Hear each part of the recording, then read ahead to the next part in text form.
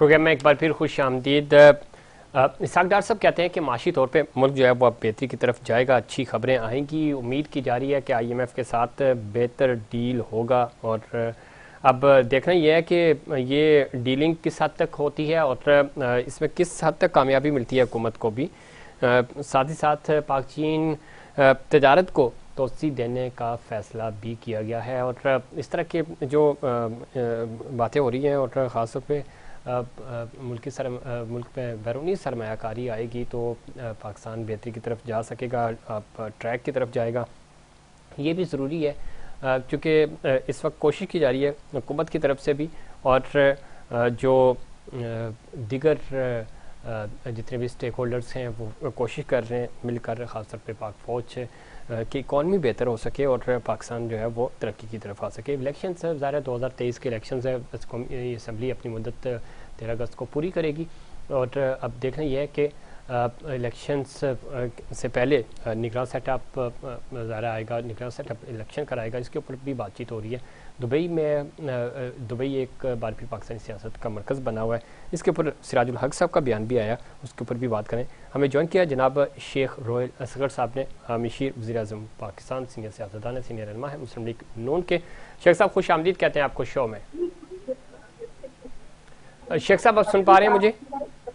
Hello جی شیخ صاحب آواز آ رہی ہے آپ کو؟ جی آ رہی، ذرا اونچا کر لیجیے بس، آڈیو تھوڑی سی بہتر کریں۔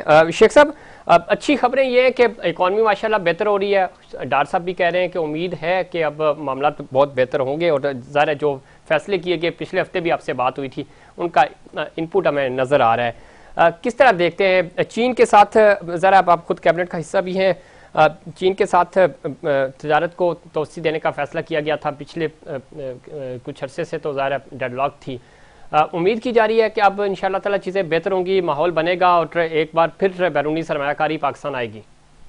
بات یہ ہے کہ جب آپ پولیٹیکل اسٹیبلٹی آتی ہے نا، جی اور سب سے بڑی بات یہ ہے کہ جب کنفیوژن ختم ہو جاتی ہے نا، پھر اس کے بعد آبویسلی آپ آگے چلنا شروع کر دیتے ہیں۔ بڑی مشکل سے ملک کو آپ نے ایک ایسے راستے پہ ڈالا تھا جو کہ ترقی کا راستہ تھا، لیکن بدقسمتی سے اب میں اب کہنا نہیں چاہتا اس لیے کہ وقت گزر گیا۔ جی اب میری عادت یہ ہے، میں سمجھتا ہوں کہ ہمیں اب آگے دیکھنا ہے، پیچھے مڑ کے دیکھیں گے تو میرے خیال میں شاید ترقیوں کے اور اس کے علاوہ محرومیوں کے اور کچھ نہیں نظر آتا۔ ہاں یہ ضروری ہوتا ہے کہ آپ اپنے ماضی سے سیکھتے ہیں، جی بالکل، اور اس کو سیکھ کے پھر آگے چلتے ہیں۔ دیکھیں لوگ باتیں کرتے ہیں، میرے خیال میں آپ نے سنا ہوگا کہ سب سے پہلے پاکستان، نیا پاکستان، پرانا پاکستان اور ایک اور پاکستان۔ یار خدا کے لیے پریکٹیکلی نظر آنا چاہیے، یہ کہنے کی ضرورت ہی نہیں ہے۔ آپ کام کریں، ایسا ہی ہے، جب آپ کام کریں گے، جب آپ محنت کریں گے، جب آپ کی سوچ مثبت ہوگی تو نتائج آبویسلی آنے شروع ہو جائیں گے۔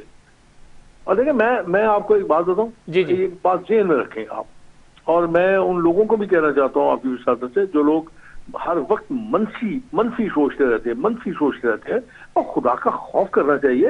اس ملک نے ہمیں بہت کچھ دیا ہے یار، یہ کیا کم ہے ہم آزادی سے سانس لیتے ہیں یہاں پہ یار، لیکن یہ اب دیکھیں نا، جیسے ڈار صاحب اتنے کانفیڈنس کے ساتھ یہ کہتے ہیں جی، اور ہمیشہ انشاءاللہ کا لفظ ضرور استعمال کرتے ہیں، خدا کی مدد کا لفظ استعمال کرتے ہیں، اور وہ کہتے ہیں کہ یہ پاکستان کی تقدیر بدلے گی اور معاشی حالات ٹھیک ہوں گے، تو اس کا مطلب کہیں نہ کہیں وہ سچ تو بول رہے ہیں۔ نہیں بہتری، شیخ صاحب بہتری آ بھی رہی ہے، ظاہر جب آپ ایک اسٹرینتھ بن کے بات کرتے ہیں، ایک پاکستانی ہونے کے ناطے آپ بات کرتے ہیں، تمام سٹیک ہولڈر ساتھ کھڑے ہوتے ہیں، ذرا مشکل وقت میں یہی چیزیں ہوتی ہیں، اور ہم نے دیکھا کہ پچھلے ہفتے سے چیزیں بہتری ہوئی، ڈالر آپ کے سامنے ہے، کنٹرول ہو گیا، معاملات بہتری کی طرف جا رہے ہیں، اور یہی ماحول ہوتا ہے، قومیں اسی طرح بنتی ہیں کہ تنقید اس وقت کرتے ہیں جب آپ آپس میں بیٹھتے ہیں، جب آپ انٹرنیشنل فورمز پہ جاتے ہیں تو آپ پاکستان کی نمائندگی کر دیتے ہیں، پاکستان کو بہت ساری چیزیں خوش آئند ہیں، ابھی دیکھیں نا، جیسے آپ نے ایران کے ساتھ ایک معاہدہ کیا، ان سے آپ نے الیکٹریسٹی لی گوادر کے لیے، اب گوادر کے لیے اگر آپ نے لی ہے تو اس کا مطلب ہے گوادر میں ترقی ہوگی۔ آپ اس کے بعد آپ ذرا آ جائیے رشیا کی طرف، آپ نے وہاں سے آئل لیا، اور سب سے جو بڑی بات ہے کہ آپ نے وہ جو پیمنٹ ہیں وہ پیمنٹس آپ نے ڈالرز میں نہیں کرنی، وہ آپ نے چائنیز کرنسی میں کرنی ہے، ین میں کرنی ہے آپ نے۔ اور ین میں نہیں، اس کا بھی ہوتا ہے نا چائنیز کرنسی، اس میں آپ کریں گے. تو یہ چیزیں جو ہیں یہ مثبت آپ کی جو چیز ہے نا وہ آپ کو بتا رہی ہے کہ آپ ایک بہتر سمت کی طرف چل پڑے ہیں. اور جس طرح چائنا نے اعلان کیا تھا یا چائنا نے آپ سے وعدہ کیا تھا کہ وہ $58 ارب جو ہے اس کو انویسٹ کریں گے آپ کے یہاں جی. اور اگر فرض کیجیے وہ شروع کر دیتے ہیں اور دعا کیجیے وہ شروع کریں تو آپ نہ کریں، ڈاؤن سے کریں، یعنی گوادر سے شروع کریں گے تو اس سے آپ اندازہ کیجیے کہ اس سے فائدہ کیا ہوگا. آپ کی کتنی انڈسٹری جو اس کے ساتھ انٹر لنک ہے، اس ریل روڈ کے ساتھ یا ہائی ویز کے ساتھ یا موٹر ویز کے ساتھ کتنی انڈسٹری، کتنے لوگ اس کے ساتھ منسلک ہوں گے، کتنے لوگوں کو وہاں سے روزگار ملے گا اور آپ کی انڈسٹری جو ریوائیو کر جائے گی. اور جس وقت آپ ایران سے آپ وہ پرانا معاہدہ جو تھا آپ کا گیس کا، اگر وہ گیس کا معاہدہ آپ ریوائیو کر جاتے ہیں اور گیس آپ کو وہاں سے ایران سے آنی شروع ہو جاتی ہے تو اس سے بھی آپ کی انڈسٹری ریوائیو ہوگی. اب اس چنگل سے آپ کی جان چھوٹ جائے گی نا. جو ایک میں یہ نہیں کہتا، میں ان کو الزام نہیں دے رہا امریکنز کو، امریکن گورنمنٹ کو، لیکن ان کا ایک طریقہ ہے، وہ کسی بھی ملک کو، کوئی بھی ملک ہو، اس کو اتنا زیادہ وہ پھلے پھولنے نہیں دیتے. وہ چاہتے ہیں کہ وہ ان کے زیر لگوں رہے، ان کے ساتھ نیچے لگا رہے تاکہ وہ اس کی کمزوریوں سے فائدہ اٹھایا جائے. تو ماشاءاللہ شیخ صاحب اس میں کوئی شک نہیں، اب جو جس طرح نشاندہی کر رہے ہیں امریکہ یا کوئی بھی سپر پاور ہوتی ہے، کسی بھی دور کی تاریخ اٹھا کے دیکھیں تو وہ ان کا طریقہ کار یہی ہوتا ہے، وہ پھنساتے ہیں چھوٹے ملکوں کو، ان کو الجھا کے رکھتے ہیں، ان کو زیادہ قرضے دیتے ہیں. بالکل اسی طرح جس طرح ایک وڈیرا شاہی کام کرتا ہے. ایک زمیندار بیچارہ اگر قرضہ لینے جاتا ہے تو اس کو قرضہ اتنا دے دیتے ہیں کہ وہ ساری زندگی اس کی زمین گروی رہ جاتی ہے. اس کو پتا ہوتا ہے کہ انہوں نے واپس نہیں کرنا، لیکن وہ انہی چیزوں سے فائدہ اٹھاتے رہتے ہیں. فرما رہے نا، میں وہی آپ سے کر رہا ہوں، وہ اتنا دیتے ہیں کہ وہ آپ صرف اس سے اپنا ایک وقتی طور پر گزارا کر رہے ہوتے ہیں. ظاہر آپ کو پتا ہوتا ہے کہ اتنا قرضہ میں کیسے یکمشت واپس کروں گا. جی میں وہی ایک کر رہا ہوں. یہاں پہ چائنیز کا ذرا تھوڑا ڈفرینٹ ہے، وہ آپ کو قرض نہیں دیتے، وہ آپ کو ٹریڈ کرتے ہیں، بزنس کرتے ہیں. جی بالکل. اچھا وہ آپ کے پروجیکٹس لگاتے ہیں. شیخ صاحب جی شیخ صاحب ایک چیز بڑی امپورٹنٹ ہے. ایک تو یہ دیکھیں امریکن بلاک ظاہر ابھی تک امریکہ سپر پاور تو ہے، چائنا اور یہ ریجن جو ہے وہ چائنا لیڈ کر رہا ہے اس کو. تو کیسے یہ تعلقات کا بیلنس ہونا بڑا ضروری ہے. ہندوستان ظاہر ہمارا دشمن ملک ضرور ہے، لیکن اس کی یہ تعریف کرنی بنتی ہے کہ وہ رشیا کو بھی چلا لیتا ہے، وہ چین کو بھی چلاتا ہے، امریکہ کو بھی چلا رہا ہوتا ہے. تو اس کا کوئی اتنا رول نہیں ہے اس میں.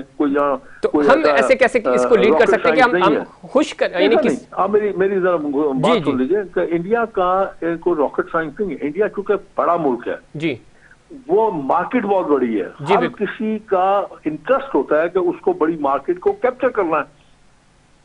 اور انڈیا میں ایک اور چیز جو انڈیا، جب آپ موازنہ کرتے ہیں انڈیا اور پاکستان کا، پاکستان میں ہمیشہ تجربے ہوتے رہے بھائی جان. اور وہ تجربے جو ہوتے ہیں، ایک تو نا تجربہ آپ کرتے ہیں اور اس کے اچھے نتائج نکلتے ہیں، جیسے آپ نے ایٹم کا تجربہ کیا اور اس کے اچھے نتائج نکل آئے. کئی تجربے ایسے کرتے ہیں جو وہ غلط ہو جاتا ہے. اب انڈیا میں ایسا کوئی تجربہ نہیں کیا گیا جمہوریت کے ساتھ، لیکن یہاں پاکستان میں گاہے بگاہے جمہوریت کے ساتھ تجربے کیے گئے. وہ تجربے جو تھے بجائے اس کے کہ کوئی آپ کو اچھائی آتی، وہ غلط اس کے نتائج نکلتے رہے. اب اسی لیے آپ اس سے آپ مقابلہ کریں گے تو میرے خیال میں شاید پھر ہم بہت پیچھے رہتے. نہیں مقصد صرف یہ دیکھیں مقابلہ تو ظاہر نہیں بنتا، وہ اتنا بڑی مارکیٹ ہے جس طرح آپ نے فرمایا، بڑی مارکیٹ ہے. جی لیکن ہم یہ کہہ رہے ہیں کہ کسی کو ناراض کر کے، وہ کہتے ہیں نا جو ہماری خارجہ پالیسی ہوتی ہے ویسے بھی پالیسی ہوتی ہے کہ دوست ایڈ کیے جاتے ہیں. یہ نہیں کہ ایک دوست کو ناراض کیا اور اس کو اپنا دشمن بنا لیا پھر دوسرا دوست بنایا. تو یہاں پہ میں آپ سے تھوڑا سا انڈیا کے بارے میں تھوڑا سا نہیں میں اوور آل بات کر رہا ہوں. جی سر نہیں اوور آل آپ ٹھیک کہہ رہے ہیں، لیکن میں انڈیا کی بات کروں. آپ چاہے جو مرضی کر لیں، آپ جیسے مرضی رہ لیں، وہاں پہ ایک سوچ کا فرق ہے جی. اور وہ سوچ یہ ہے نا، سوچ وہاں پہ بھی سوچ جو ہے نا وہ ہے ایک ریلیجس سوچ. انہوں نے کبھی بھی آپ کو اپنے ساتھ اٹیچ ہونے نہیں دیا. دیکھیں نا آپ وہاں پہ مسلمان جو رہتے ہیں، میرے خیال میں اگر آپ دیکھیں تو نام کا بڑے بڑے لوگ ہیں وہاں پہ مسلمان جو ہیں، تو آپ دیکھ لیجیے ان کا کیا عالم ہے. جہاں پہ بھی وہ ان کے انٹرسٹ کے خلاف بات کرتے ہیں وہ ان کے خلاف باتیں شروع کر دیتے ہیں، اور ماضی میں بھی کئی دفعہ ایسا ہوا۔ اس میں تو کوئی شک نہیں، وہ نام نہاد جو سیکولرزم کا انہوں نے دعویٰ کیا تھا وہ ایکسپوز ہوئے، جی بالکل جھوٹ ہے جی میں وہی کہہ رہا ہوں، وہ پروپیگنڈا ایکسپوز ہوا وہاں پہ، نہ تو مسلمان نہ کرسچن۔ یہ ہمارا ان کا اختلاف جو ہے نا وہ ہے ریلیجس اختلاف، وہ آج کل نہیں ہے، وہ آج سے 1400 سال پہلے تھا۔ میرے نبی کے ساتھ اختلاف کیا ان لوگوں نے کفار نے، بالکل تو آپ دیکھ لیجیے اس میں ان کے چچا بھی شامل تھے۔ بالکل ایسے ہی، یہ تو ایسے لوگ ہیں جن کے سینوں پہ، جن کے دماغوں پہ تالے لگ گئے ہوئے۔ ٹھیک ہے، وقت ختم ہو رہا ہے شیخ صاحب، چونکہ بڑا ذرا حج کا موقع بھی ہے، دعا بھی یہی ہے کہ اللہ تعالیٰ پاکستان کو قائم و دائم رکھے اور ترقی کی طرف لے کے جائے۔ وہ انشاءاللہ رہے گا جی سر، وہ رہے گا، اس لیے رہے گا کہ آج بھی اس ملک میں عبادت گزار جو ہیں وہ محتاط میں ہیں، اور جو انلائٹمنٹ لوگ ہیں نا، جو ماڈرن انلائٹمنٹ، ان کی مقدار کم ہے، کیونکہ یہ میرا ماننا ہے کہ ہر انسان کے اندر شیطانیت بھی ہے، رحمانیت بھی ہے، اور جب رحمانیت ذرا کمزور ہوتی ہے شیطانیت اونٹ کر آتی ہے، اور برائی ہمیشہ تھوڑی ہوتی ہے لیکن وہ نظر زیادہ آتی ہے۔ تو پاکستان میں اچھائی جو ہے نا وہ بہت زیادہ انشاءاللہ پاکستان قائم رہنے کے لیے بنا ہے انشاءاللہ تعالیٰ۔ بہت شکریہ جناب شیخ روہیل اصغر صاحب، وزیر اعظم پاکستان، ہم سے گفتگو کر رہے تھے، اور اس میں کوئی شک نہیں پاکستان قائم رہے گا، قائم و دائم رہے گا، اور انشاءاللہ تعالیٰ جو حالات ہیں اس میں بھی بہتری آ رہی ہے اور بہتر ہوں گے، اور پاکستان ترقی کرے گا، پھلے پھولے گا، آگے بڑھے گا۔ یہ تھا ہمارا آج کا پروگرام، امید کرتا ہوں دیگر پروگرامز کی طرح آج کا پروگرام بھی آپ کو پسند آئے گا۔ مجھے اور انسائٹ پاکستان کی پوری ٹیم کو دیجیے اجازت، اللہ نگہبان۔